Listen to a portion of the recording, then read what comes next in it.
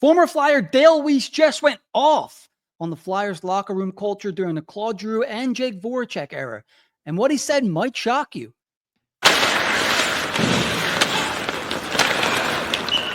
According to Weise, the Flyers weren't just losing games, they were losing the locker room.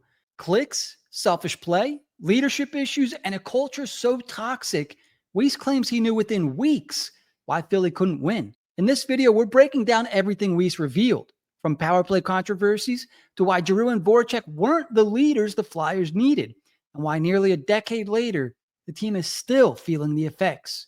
When Dale Weise joined the Philadelphia Flyers in 2015, he expected a locker room chasing one goal, winning. But within weeks, he knew something was wrong. On the Slangin the Bizkit podcast, Weise revealed, I was talking to my dad and brother, and I said, no wonder this team hasn't won.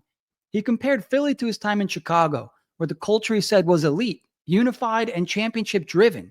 In Philly, it was the opposite, divided, cliquey, and toxic. This wasn't about skill. The Flyers had talent. The issue was leadership, or more specifically, the lack of it. Weise didn't hold back when it came to the Flyers' two biggest stars, Claude Giroux and Jake Voracek. He admitted both were incredible talents, even among the top 10 scorers in the league at times. But in his eyes, they weren't the leaders that the Flyers desperately needed. Weise had mentioned that they were tremendous players, but they weren't guys bringing the team together or really wanting to win. Those comments are huge considering Giroux was the captain and Voracek was his right-hand man. On paper, this duo should have led Philly to greatness, but Weise paints a picture of a locker room missing its heartbeat. Weise described the Flyers' culture as a team within a team. Instead of 23 players pulling on the same rope, it felt like 4 separate groups tugging in different directions. There wasn't a sense of unity, trust, or accountability.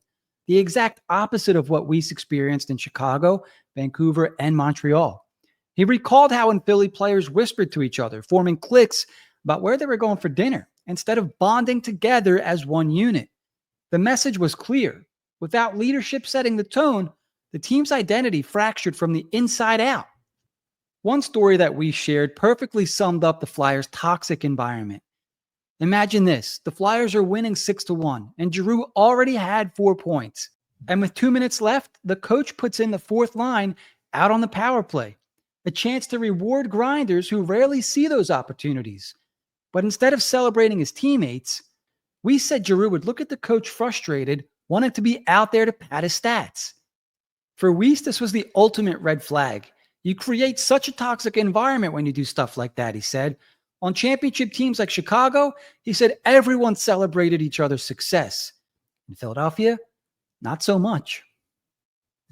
Weise's time with the Chicago Blackhawks gave him a front row seat to one of the best cultures in hockey. When I got to Chicago, Weise said, you see why they won, just by the people they had there. Everyone was on the same page. Everyone bought into the system. Everyone pulled on the same rope. That's why Chicago raised cups and why Philly didn't. Weise's comparison is damning. The Flyers had stars, but without leadership, their talent was wasted. Dale Weise also called this out 10 years ago, and his words still ring true today. The Flyers' culture problems haven't been fixed. This is almost 10 years later, he said, and you can see they're still in turmoil. Despite changes in coaches, management, and rosters, the Flyers have struggled to find consistency, and Weise believes the roots of the issue were planted long ago. Without strong leadership from the top players, the problems festered season after season. For Flyers fans, this isn't just a history lesson. It's a wake-up call about why the franchise has stayed stuck in neutral for so long. During this segment of the episode, Weise emphasized one key takeaway. Great players don't always make great leaders. He wasn't criticizing Giroux or Voracek's talent. He praised their skill constantly, but insisted that being a captain requires something more. The captain sets the tone, Weise explained. They steer your team. It makes such a big difference. In Philly, the tone wasn't set. The locker room lacked someone demanding accountability, unity, and sacrifice. Without that, Weise believes no amount of talent can carry a team to success. For Flyers fans, Dale Weise's comments are painful but honest. He paints a picture of a team torn apart from within, where cliques replaced chemistry and personal stats mattered more than the collective victories. And whether you agree with Weise or not, his firsthand experience inside that locker room does carry weight. And the question now is, has Philadelphia finally turned the corner?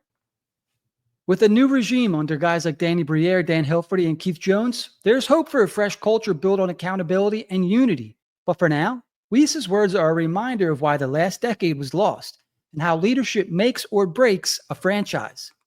Dale Weise's comments just reignited one of the Flyers' biggest debates. Was Philly's failure about talent or leadership?